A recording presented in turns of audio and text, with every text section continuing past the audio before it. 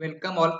I am Mayur Jagdale and we are going through our subject that is Elements of Electrical Engineering. त्यामधला आपण topic number 2 already चालू केला आहे. ठीक आहे, दॅट इज एसी फंडामेंटल्स. त्यानंतर आजच्या लेक्चरला आपण काही डेफिनेशन बघणार आहोत. ठीक आहे, एसी फंडामेंटल्स रिलेटेड काही डेफिनेशन्स आहेत त्या आपण या आज लेक्चरला बघणार आहोत.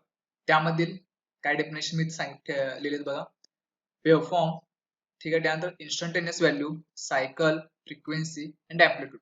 या सगळ्या तुमच्या कशाची रिलेटेड आहे? तुमची काय एसीची वेव्हफॉर्म आहे. एसीची काय वेव्हफॉर्म आहे त्या रिलेटेड तुमच्या सगळ्या ह्या डेफिनेशन्स आहेत. ठीक आहे, जर तुम्हाला ती वेव्हफॉर्म व्यवस्थित समजली असेल तर ह्या डेफिनेशन तुम्हाला इझी जातील किंवा लक्षात ठेवायला एकदम सोपे जातील.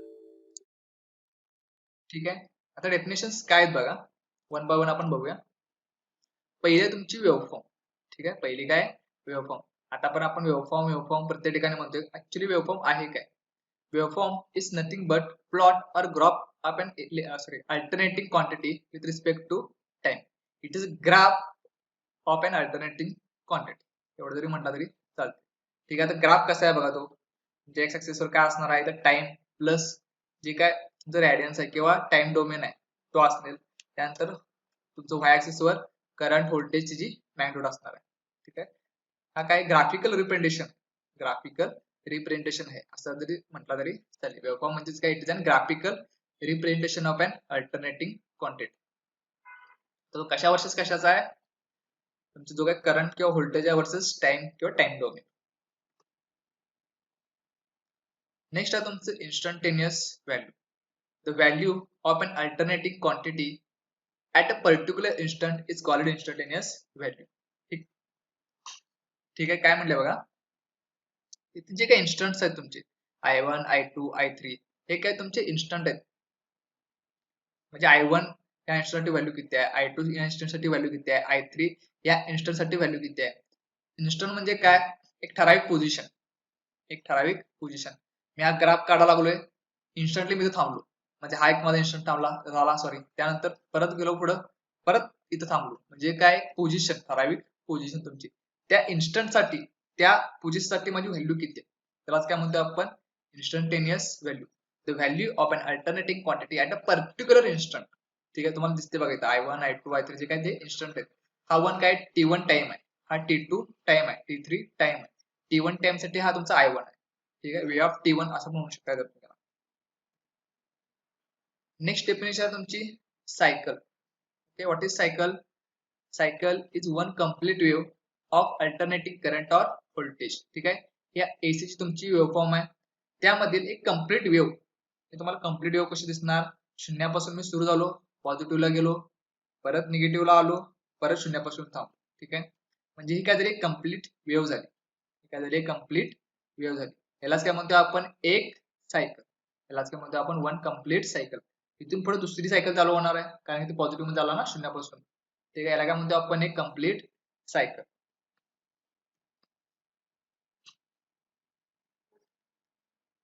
नेक्स्ट इथे काय सांगितले बघा, one cycle is equal to 2 pi radians. One cycle is equal to 2 pi रॅडियन्स. आता इथे जो पाय सांगितला तुमचा, पायची व्हॅल्यू किती असते? 180 डिग्री. इथे तुम्हाला दिसतोय ना हा पाय, दिसतोय बघा. माझ्या कर्सरकडे लक्ष ठेवा. हा काय तुमचा पाय आहे. पाय मीन्स काय? 180 डिग्री. 180 ला फक्त आपण ते रॅडियन मध्ये डिफाइन केले पाय. ठीक आहे, पाय रॅडियन्स. पाय मीन्स काय? 180 डिग्री. आणि तुमचं इथं अँगल किती असणार आहे? 180 डिग्री. जर तुम्ही मागचं लेक्चर व्यवस्थित बघितला असशील तर तुम्हाला इथं समजलं असेल बघा. इथे 0 पासून स्टार्ट झाला, इथं असणार की तुमचा 90 डिग्री. या पोझिशनला किती असणार तुमचा? 90. 90 नंतर 180, 180 नंतर 270, त्यानंतर 360 ची आपली कंप्लीट सायकल. पाय मीन्स काय? 180. म्हणजेच इथे काय असणार आहे? 2 पाय. 2 पाय म्हणजेच काय? 2 इंटू पाय. पाय किती आहे? 180. 2 गुणले 180 झाला 360. त्याला आपण काय केले? डोमेन मध्ये 2 पाय टाकले फक्त. मी तुम्हाला इझी जाईल. One cycle is equal to 2 pi रॅडियन्स. म्हणजेच ते किती झाला? पूर्ण हा 360 डिग्री. त्यामुळे लक्षात ठेवा, हे विचारू शकता one cycle is equal to किती डिग्री तुमची, हा क्वेश्चन असू शकतो. त्यानंतर आहे बघा time period. Okay, what is time period? Time period is defined as the time required by an AC quantity to complete one cycle. ही जी काही वेळ लागणार आहे ना तुम्हाला एक सायकल कंप्लीट करायची, जी काही वेळ लागणार आहे त्यालाच काय म्हणतो आपण? Time period. तुमचा टाइम पिरियड कुठं असणार आहे, या ठिकाणी इथपर्यंत तुमचं काय असणार आहे, हा टी टाइम पिरियड असणार आहे. त्यालाच काय म्हणतो आपण, टाइम पिरियड. 0 पासून 2π पर्यंत जो काय वेळ लागणार आहे त्याला काय म्हणणार आपण, टाइम पिरियड. नेक्स्ट आहे तुमची frequency. Okay, what is frequency. Frequency खूप महत्वाचा पॉइंट आहे. Frequency is nothing but number of cycles completed in 1 second. Frequency is nothing but number of cycles completed in 1 second. म्हणजे ही तुमची एक सायकल झाली, ठीक आहे. मग इथे काय तुमचा टाइम आहे ना, ह्या एका सेकंदात तुमची जी वेळ आहे, एका सेकंदात किती सायकल्स तुमच्या कंप्लीट होतात त्याला काय म्हणायचं, फ्रिक्वेन्सी. एका सेकंदात तुमच्या किती सायकल्स कंप्लीट होतात त्याला काय म्हणायचं, फ्रिक्वेन्सी. मग आपला भारताची फ्रिक्वेन्सी किती आहे, 50 हर्ट्ज, ठीक आहे, 50 हर्ट्ज. म्हणजे याचा अर्थ काय झाला, एका सेकंदात आपल्या भारतामध्ये काय होतात, 50 सायकल कंप्लीट होतात. एका सेकंदात किती सायकल कंप्लीट होतात, अशा 50. 1 2 3 50 सायकल्स कंप्लीट होतात एका सेकंदामध्ये. त्याला काय म्हणतो आपण, फ्रिक्वेन्सी. ठीक आहे. तर फ्रिक्वेन्सी म्हणजेच काय बघा, अजून किती सांगते, F is equal to 1/t. ठीक आहे. It is inversely proportional to the time period. ठीक आहे. Frequency is inversely proportional to the time period. असं पण डेफिनेशन तुमची तयार होते. म्हणजेच काय, एफ बरोबर 1/t. जेवढा तुमचा टाइम कमी तेवढी फ्रिक्वेन्सी जास्त, जेवढा टाइम वाढणार तेवढा फ्रिक्वेन्सी कमी.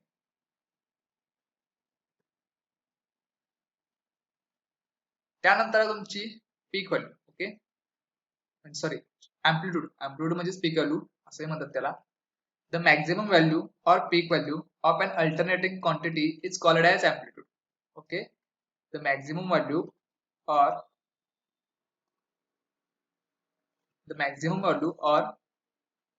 peak value म्हणजेच काय बघा, इथे तुम्हाला दिसेल बघा, हे काय तुमची इथं पीक व्हॅल्यू असणार आहे. ठीक आहे. इथे काय तुमची या ठिकाणी काय असणार आहे, तुमची पीक व्हॅल्यू असणार आहे. ठीक आहे. इथे काय असणार तुमची ती पीक व्हॅल्यू असणार आहे. आणि ह्यालाच काय म्हणतो आपण, एम्प्लिट्यूड. पीक व्हॅल्यू तुमच्या इथे जो तयार होतो त्यालाच काय म्हणतो आपण, एम्प्लिट्यूड असं. ठीक आहे.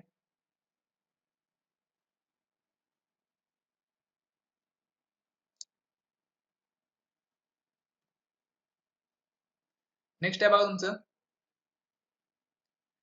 नेक्स्ट डेफिनेशन्स आहेत, angular velocity, peak to peak voltage, RMS value, form factor आणि पीक फॅक्टर. ठीक आहे. ह्या फक्त डेफिनेशन्स आहेत, तुम्ही लक्षात ठेवू शकताय. तुम्ही जर फक्त वेव्हफॉर्म तुम्ही व्यवस्थित केला, ठीक आहे, ही वेव्हफॉर्म जर तुम्ही व्यवस्थित केला तर तुमचा डेफिनेशन काय होतात, व्यवस्थित होऊ शकतात. ठीक आहे. फक्त वेव्हफॉर्म व्यवस्थित करा, तुम्ही डेफिनेशन तुम्हाला सगळ्या लक्षात राहतील. ह्या वेव्हफॉर्म मध्ये तुमचे सगळे डेफिनेशन दाखवलेले आहेत.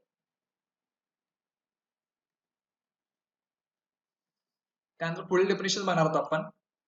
फर्स्ट आहे अँग्युलर व्हेलॉसिटी, ओमेगा. त्याचं काय रिप्रेझेंटेशन आहे. ठीक आहे. आता अँग्युलर व्हेलॉसिटी म्हणजे काय, it is rate of change of angle with respect to time. It is rate of change of angle, that is omega t. म्हणजेच काय, विथ रिस्पेक्ट टू टाइम. काय बघा, तुम्हाला समजेल. Angular velocity is a rate of rotation about an x-axis measuring how the angle changes with time. ठीक आहे. तर तुमचा ओमेगा टी म्हणजे काय बघा, omega is equal to d theta by d t. It is a rate of change of angle. ठीक आहे. जो काय अँगल तुमचा चेंज वाला आहे, 0, 90, 270, 180, 360, त्यालाच काय म्हणतो आपण, ओमेगा म्हणतो. त्यालाच काय म्हणतो आपण, ओमेगा होतो. आणि तो रिप्रेझेंट कसं करणार, D theta by d T. आणि डी थिटा म्हणजेच काय, तुमचा चेंज इन अँगल आहे. ठीक आहे. त्या एक्झाम्पल तुम्हाला समजेल बघा. If you consider one cycle. ठीक आहे. मग आपण डायग्राम बघितली, जी काय वन सायकल होती. If you consider one cycle that is theta is 2π radians. ठीक आहे. Rate of change of angle with respect to time सांगितलं, त्यामुळे लक्ष देऊन ऐका. इथे थिटा काय असणार आहे, 2π रेडियन्स. ओके. आता आपण 2π रेडियन्स म्हणजे आपल्याला माहिती आहे किती असणार आहे, 360 डिग्री असणार आहे. हे किती असणार आहे तुमचं, 360 डिग्री असणार आहे. That is d theta is equal to 2π. म्हणजे जे काही 360 डिग्री आहे ना, त्यालाच आपण काय म्हणतोय, आपण D theta. So D theta असंही म्हणू शकतो. मग तुमचा ओमेगा इज इक्वल टू काय होणार बघा, ऑलरेडी आपला फॉर्म्युला काय होता ओमेगाचा, omega is equal to d theta divide by d t. D theta divide by d t. त्यानंतर तुम्ही कन्सिडर केलं काय, थिटा म्हणजेच माझा काय, 2π आहे. थिटा म्हणजेच माझा काय, 2π. तर डी थिटा काय होणार आहे तुमचा, टू पाय होणार आहे. ठीक आहे, समजते का बघा. त्यामुळं माझं ओमेगाचा फॉर्म्युला कसा तयार होणार बघा, 2π/t. ठीक आहे, तर 2π/t कसा तयार झाला, 2π/t कसा तयार झाला, एकच minute.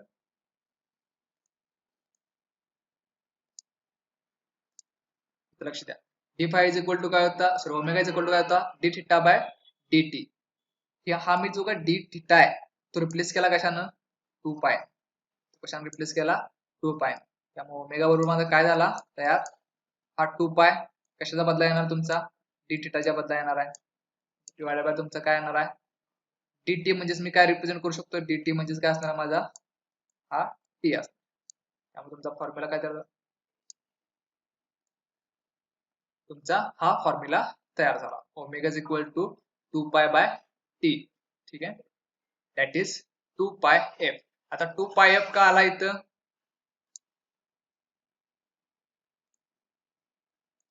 1/t is equal to f. हा आपण ऑलरेडी बघितलाय. ठीक आहे, फ्रिक्वेन्सी म्हणजेच काय 1/t असते. मग इथं काय बघा तुमचा 2π 1/t आहे ना. ठीक आहे, 2π/t आहे म्हणजेच काय 1/t असणार आहे. 1/t रिप्लेस कशाने केला तुमचा, f न केला. त्यामुळे फॉर्म्युला काय तयार झाला, 2πf. फॉर्म्युला काय तयार होणार आहे, 2πf. आय होप तुम्हाला समजलं असेल. त्यामुळे अँग्युलर व्हेलॉसिटी किती असणार आहे आपली, 2πf एवढी असणार आहे. हे फॉर्म्युला लक्षात ठेवा, तुम्हाला लागणार आहे पुढं.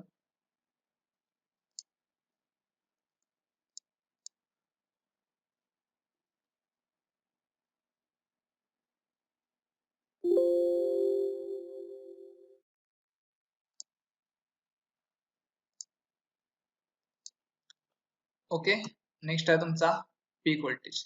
ठीक आहे, what is peak voltage, it is a highest point or highest value of voltage for any voltage waveform. It is called as amplitude also. ठीक आहे, मग आपण एम्प्लिट्यूडची डेफिनेशन बघतो.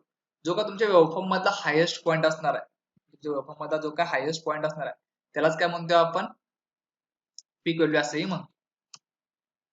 आता नाव sorry what is peak to peak voltage. ठीक आहे, ते वेव्हफॉर्म आहे बघा.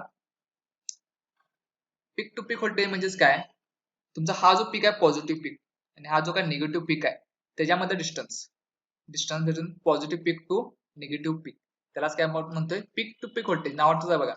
ह्या पीक पासून ह्या पीक पर्यंत जे काय व्होल्टेज असणार आहे त्यालाच काय म्हणतो आपण, peak to peak voltage. It is a distance from the lowest negative amplitude or through to the highest positive amplitude or crest of an AC voltage waveform. ठीक आहे, म्हणजे हायेस्ट पासून तुमचा जो लोवेस्ट असणार त्याला पीक टू पीक व्होल्टेज आपण असं म्हणतो. It is denoted by Vm और Im. M stands for maximum. ठीक आहे, maximum voltage, maximum current. Next आहे तुमचं RMS value. Okay, RMS means what, root mean square value. RMS means what, root mean square value. तर RMS value म्हणजे काय बघा, the RMS value is the effective value of a varying voltage और current. Okay, त्याला आपण effective value पण असं म्हणतोय. It is the equivalent steady DC constant value which gives the same effect that of AC. ठीक आहे, इथे एक एक्झाम्पल आहे बघा, तेव्हा तुम्हाला समजेल. ठीक आहे, एक्झाम्पल टाकले मी. For example, a lamp connected to 6 volt RMS AC supply will shine with the same brightness and connected to the steady 6 volt DC supply. हा दोघांच्या मधला दुवा आहे, एवढं लक्षात ठेवा. AC आणि DC मधला हा काय दुवा आहे. म्हणजे काय, समजा मी 6 व्होल्ट AC सप्लाय दिला एका लॅम्पला, तो तेवढाच प्रकाश देणार जेवढा जर मी तो कनेक्ट केला कशाला, 6 व्होल्ट डीसी सप्लाय. समजते का बघा, 6 व्होल्ट मी एसी सप्लायला एक लॅम्प कनेक्ट केलाय, त्याचा प्रकाश मी मेजर केला. ठीक आहे, काहीतरी प्रकाश तो द्यायला लागलाय.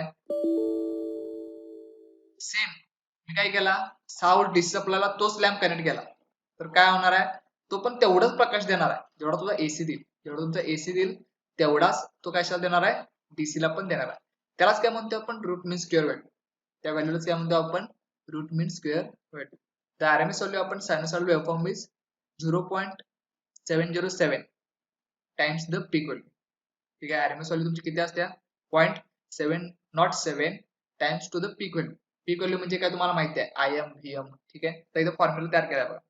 IRMS इज इक्वल टू, ठीक आहे, RMS value of current is equal to 0.707 IM. IM means काय का तुमची पीक व्हॅल्यू आहे, मॅक्झिमम व्हॅल्यू. म्हणजेच काय करणार 0.70 इंटू पीक व्हॅल्यू केलं की तुम्हाला काय मिळणार आहे IRMS, किंवा IRMS is equal to IM by root 2, ठीक आहे, √1/√2 केला की तुम्हाला ही व्हॅल्यू भेटेल.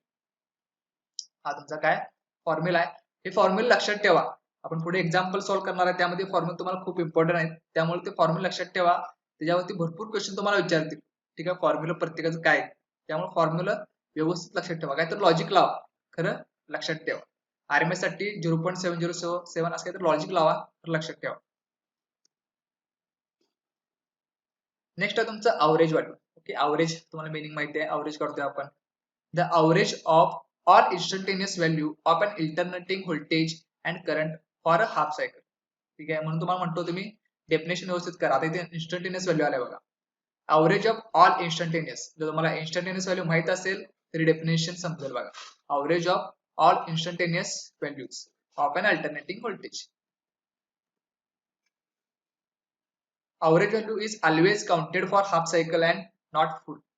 ठीक आहे, आपण अवरेज व्हॅल्यू कशाची काढणार, जी काय हाफ सायकल असणार तुमची, पॉझिटिव्ह हाफ आहे किंवा निगेटिव्ह हाफ आहे, त्या हाफ सायकल साठीच कॅल्क्युलेट करणार. आपण फुल साठी काय काढणार नाही, तर कारण बघा, because the average value over the full cycle of sine wave is always zero. जर मी फुल सायकलला काढलो तर अवरेज म्हणजे किती होणार आहे, झिरो होणार आहे. त्यामुळे काय करणार मी फक्त हाफ सायकल साठी काढणार. द अवरेज व्हॅल्यू आपण alternating quantity is 0.637 times the peak value. 0.637 times the peak value म्हणजेच काय, I average equal to 0.637 into IM. ह्या दोघांमध्ये कन्फ्युजन करून घेऊ नका. RMS चं किती आहे 0.707 आहे आणि याचा अवरेजचा 0.637 आहे. IM तुमचा सेम आहे, मल्टिप्लाय बाय IM तुम्ही करणार आहे, फक्त कन्फ्युज करून घेऊ नका दोन्ही मध्ये, ठीक आहे. याचं कन्फ्युजन तुमचं होऊ शकते.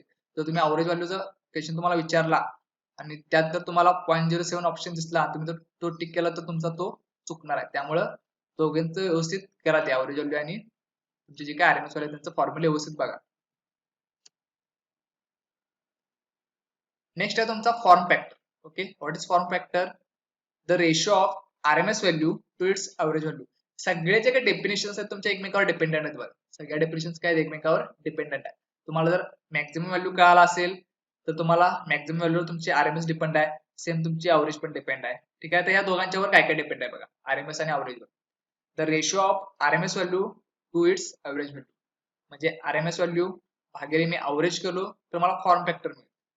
RMS भागिले अवरेज मला फॉर्म फॅक्टर मिळतो, ठीक आहे.